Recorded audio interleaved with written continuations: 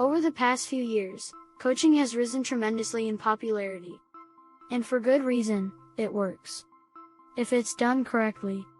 In a 2006 Blessing-White study, 73% of managers admitted to having some form of coaching training.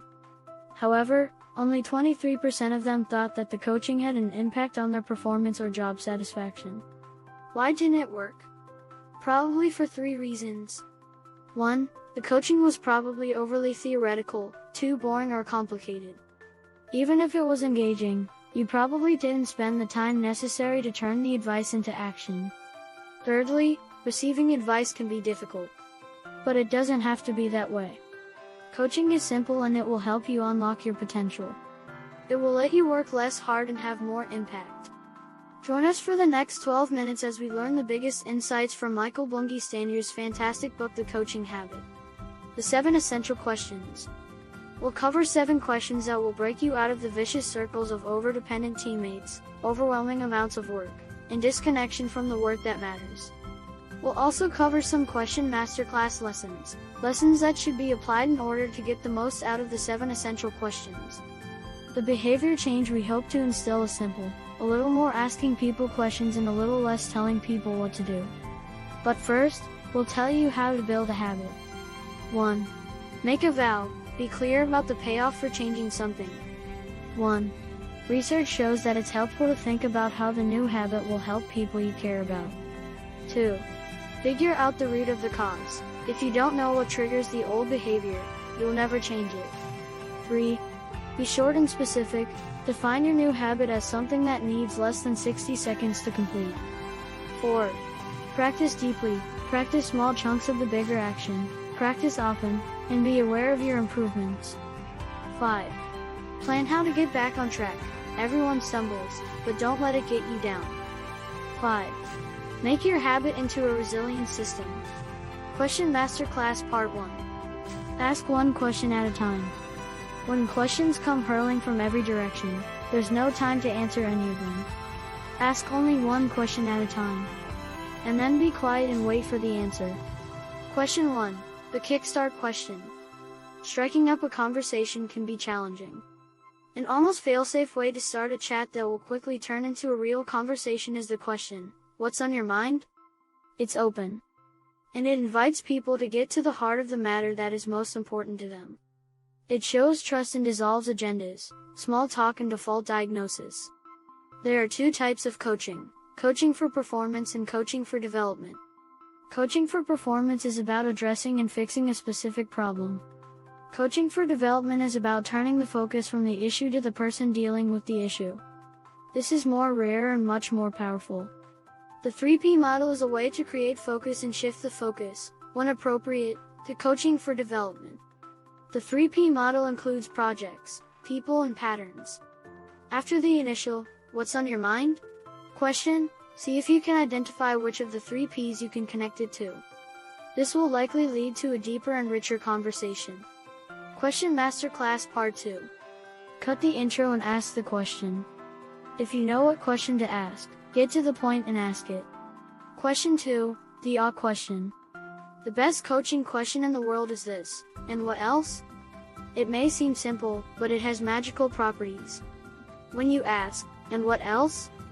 you'll get more options and often better options. Better options lead to better decisions, which will lead to greater success. Often as a coach, it's tempting to give advice rather than ask a question. We call this the advice monster. You have the best intentions, but it's not always what's best. And what else? Breaks the cycle. It tames the advice monster. And, in a situation where you're not entirely sure what's going on, and you need just a moment to figure things out, it buys you some time. Stay genuine. Don't just use this question without genuine interest and curiosity. If someone says to you, "There is nothing else," don't panic. This is the response you should be seeking. It means you've done your job well. Question Masterclass Part 3. Should you ask rhetorical questions? Stop offering up advice with a question mark attached. Don't ask questions like, "Have you thought of?" or "What about?" Offer your idea as an idea, not disguised as a fake question. Question 3. the focus question. Often, when people talk about a challenge at hand, what they're laying out is rarely the actual problem. They could be describing a few different things: a symptom, a secondary issue, the remnants of a previous problem, or even a half-baked solution to an unarticulated issue. Remember that you're not responsible for solving everyone else's problems. You need a way to manage your temptation to jump in and fix it. What's the real challenge here for you? We'll help you slow down the rush to action so you can spend time solving the real problem. Asking this question will get to the root of the problem and help you figure out what needs to be done. Focus on the real problem, not the first problem. Question Masterclass Part 4. Stick to questions starting with what. Try to avoid why questions. They make people defensive, and more details won't always help you manage people better. If you're not trying to fix things, you don't need the backstory. Question 4, the foundation question. It's important to lay the foundation by asking, what do you want? It often results in silence, because it's a difficult question to answer. We often don't know what we actually want. And even if we do, it's often hard to ask for it. It's difficult for both parties to know what the other party wants, and that can make things frustrating. However, one way to help is to understand the difference between wants and needs. The distinction is easy. Want is something you'd like to have. Need is something you must have. However, in practice it's hard to stop upgrading everything to the need category. Marshall Rosenberg is the creator of nonviolent communication, a communications process that helps people exchange information better. In his model, he says wants are surface requests and needs are deeper, universal needs, such as freedom or identity, that push for the want. Recognizing the need will help you best address the want. There are 4 primary drivers. They spell out the acronym TARE that influence how the brain reads a situation. T is for tribe. Are you with me or against me?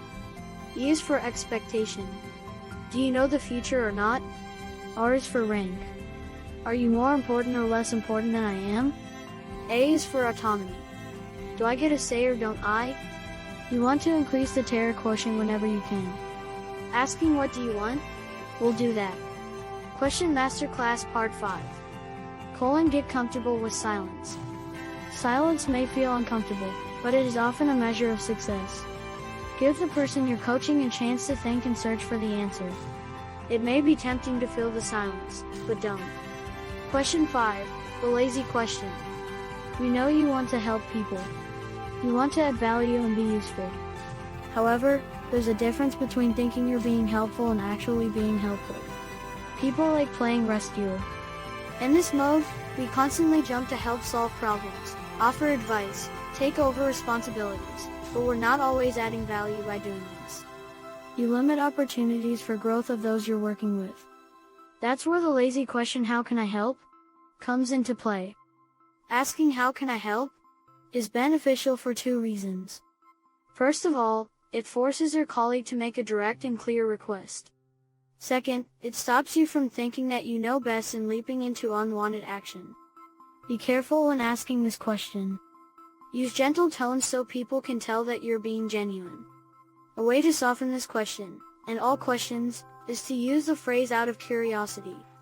Don't be afraid of receiving an undesirable response to the question, I need you to do this awful task. You can always say no. Or a nice middle ground response is, I can't do that. But I could do, insert your counteroffer. Question Masterclass Part 6. Actually listen to the answer. Whenever you ask one of the 7 essential questions, be sure to genuinely listen to the answer. Stay curious, and stay active. Question 6, the strategic question.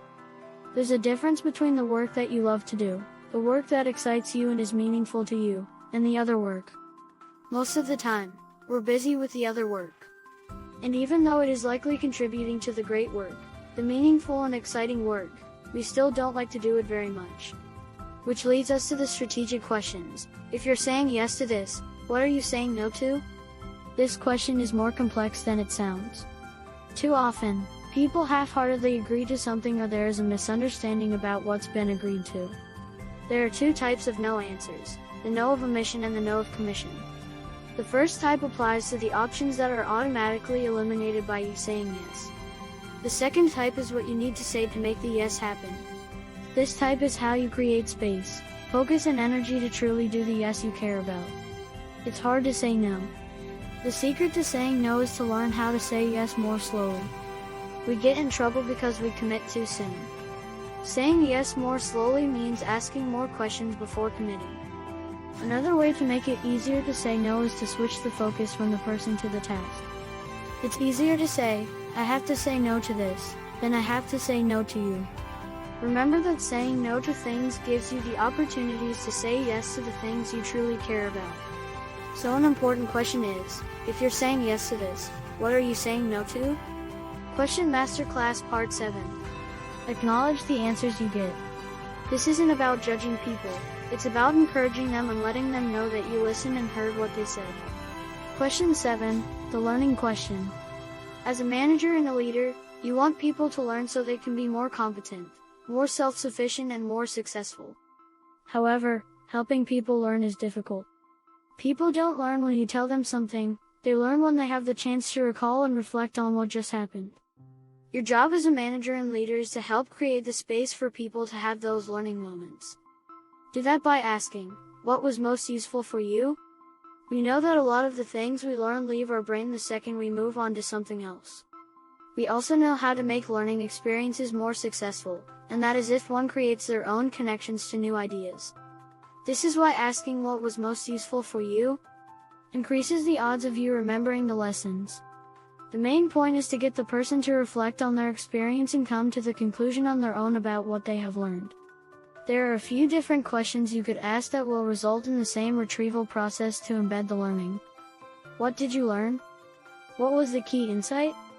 And what's important to capture? Are other options, but what was most useful for you? Is the best because it assumes the conversation was useful. It asks people to identify the thing that was most useful. It makes it personal. It gives you feedback. And it reminds people how useful you are to them. Question Masterclass Part 8. Use every channel to ask a question. These questions can be helpful via email too. Questions work just as well typed as they do spoken. Now, get out there. Conversations between managers and those they're managing often have too much baggage or too much certainty. They often wander off the path too quickly or work too hard to get back on path. They leave both parties feeling exhausted at the end. These 7 essential questions will change that. You'll work less hard and have more impact. The behavior change that will serve you most powerfully is simply this: a little less advice, a little more curiosity.